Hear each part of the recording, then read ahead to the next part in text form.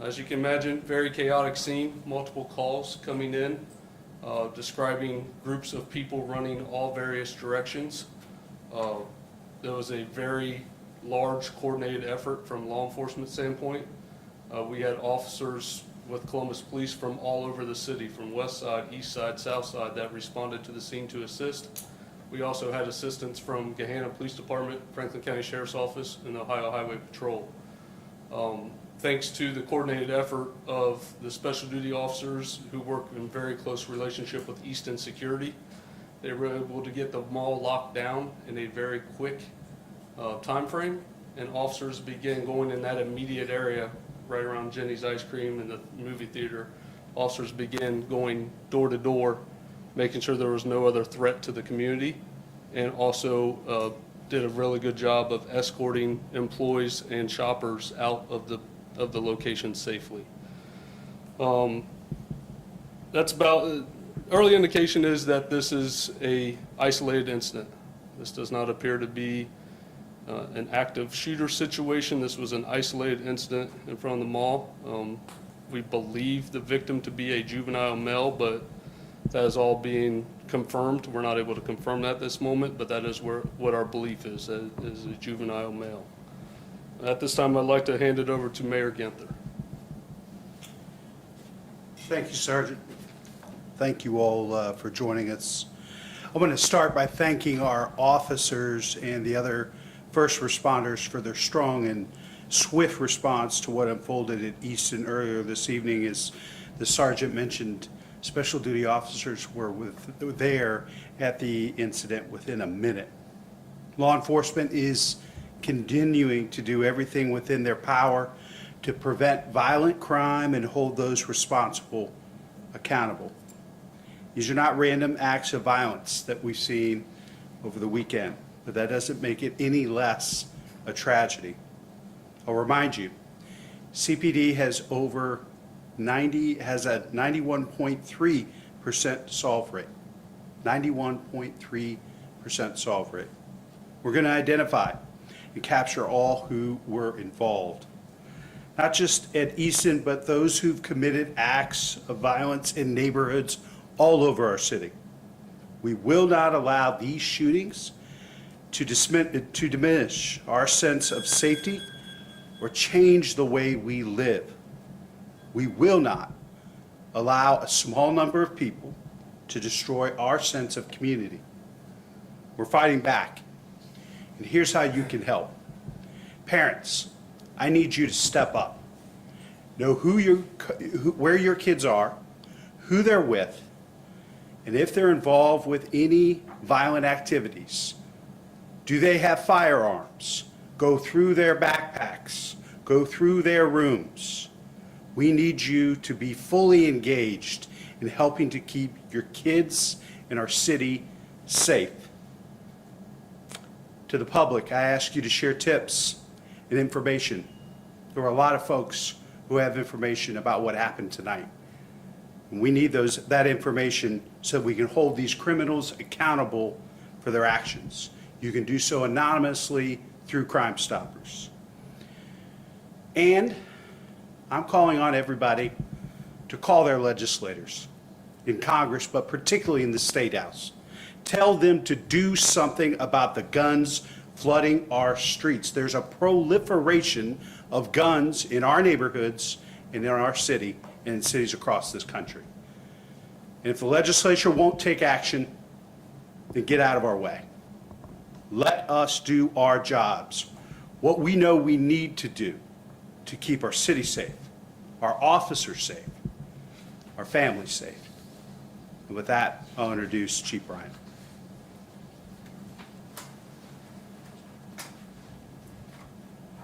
Good evening. I just want to reiterate what the mayor said. It's really important for us to get these guns off the streets. It's really important for parents to know where their children are. We are going to make sure we do everything in our power to ensure the safety of our residents. We're going to do everything that we can do that's within our power to solve these cases. But being proactive is the key. We have to make sure that the residents the city, everyone is doing their part. That's knowing where your children are, getting legislation changed regarding these guns. When you have permitless carry and people can carry a firearm and they don't have to have any training, conflict resolution, this is what we're seeing right now. We're seeing people that are getting in arguments, and this is how they're solving their conflicts, by using weapons. We are going to do everything in our power to solve this. I am very confident in my detectives, very confident in the men and women in blue, but we are asking for your help. We need the public's help. If you have any tips, if you know anything, please call us. Call Crime Stoppers if you want to be anonymous, but call us and let us know. Thank you.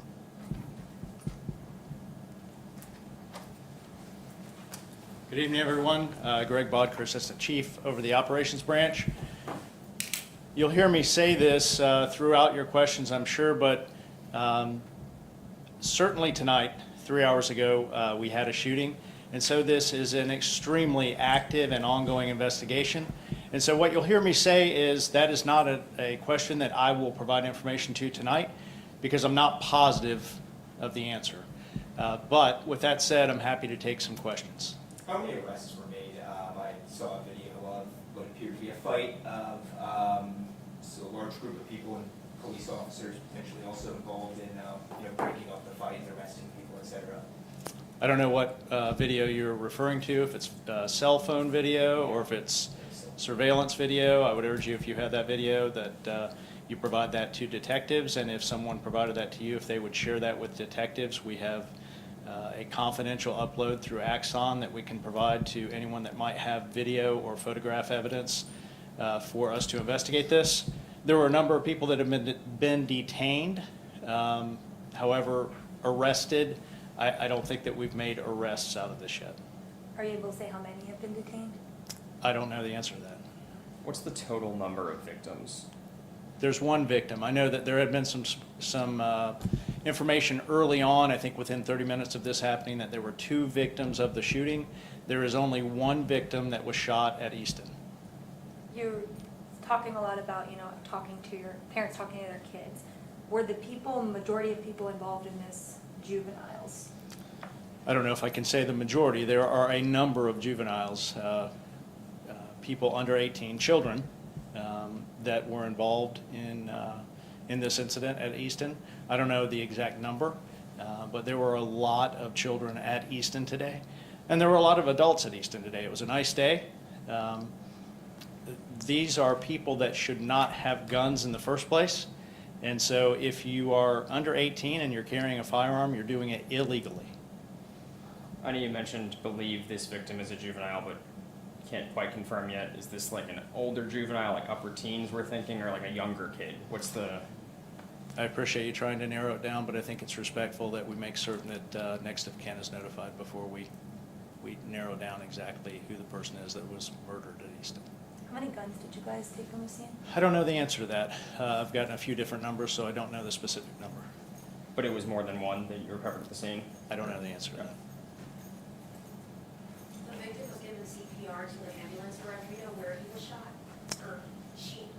I don't know. I don't know where the person was shot. I do know officers perform CPR, and that's a great question.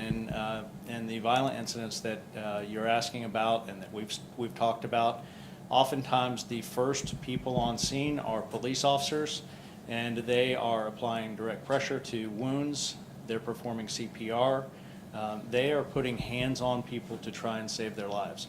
You've heard me talk about it before. Our officers in Columbus, in 1 minute, they are asked to be guardians. The next minute, we ask them to be saviors.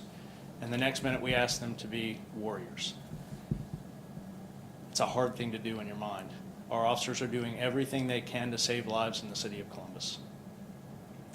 I know this is not the first time this year that we've had an incident at Easton involving juveniles with guns. Is there, it's very early on, any sense of communication when it comes to you guys working with Easton to try and stop these types of incidents, when it comes to parental supervision or anything like that? I think everyone that spoke before me talked about the special duty officers that are at Easton. We have regular ongoing conversations with Easton management and personnel at Easton in an effort to make that a safe area for patrons. This might be a question more for past week, we've had a shooting in the Polaris area as well as the Easton area, both fatal and one involved a potential bystander. I guess what would you maybe say to people who might just be scared to go out and shop now, who might be scared to go to Jenny's or go to AutoZone or anywhere like that? Just that these places are safe. They work closely with the Division of Police. I think the sergeant spoke to the longstanding relationship with Easton and with Polaris in the Columbus Division of Police. These are both places I go to regularly. That I have a 13-year-old daughter, so she has an interest in places like Easton and Polaris, and so they're places we feel very safe and comfortable. But what has happened is disturbing and unacceptable. And it's not just what took place at Polaris at Easton. It's the type of shootings and violence we're seeing in neighborhoods throughout the city that increasingly are involving more and more juveniles. And this is why it is so important for the parents in our community to step up and to know more about what our kids are involved with, who they're involved with, if firearms and illegal activity is taking place, because the police cannot raise our children. Parents have to raise their children. Police play a critically important role, but they can't do it all. Sorry, go ahead. And this might be a better question for police, but can you all talk about the process of locking down a mall and the challenges that come with such a large area when you have a situation like this?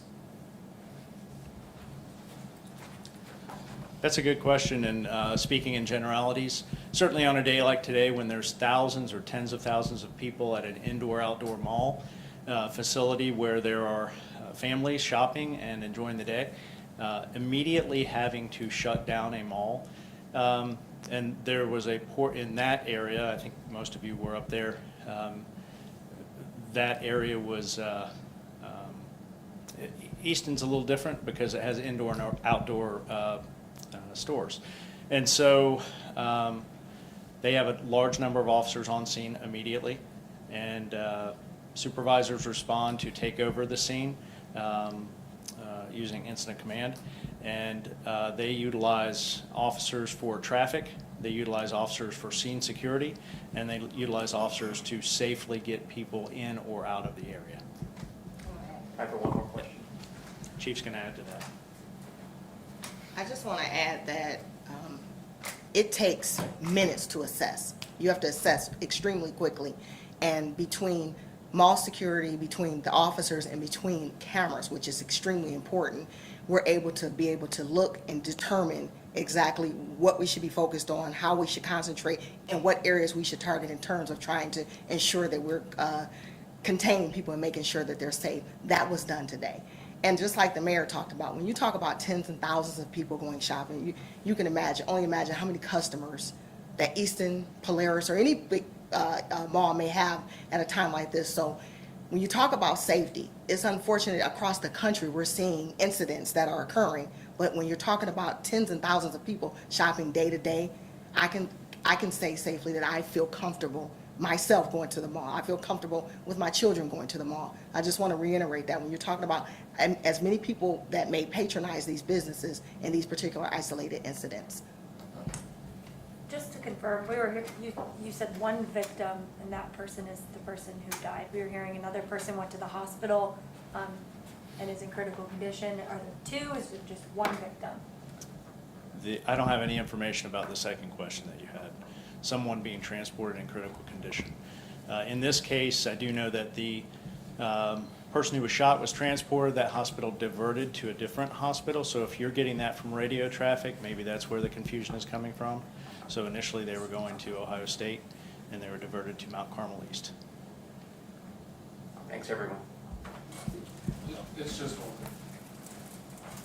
one. Will the mall be back open tomorrow morning by opening time? Do you think the scene will be cleared by then, or? I think it will. In fact, I think there are some stores in the northern part of the mall that are open. Okay.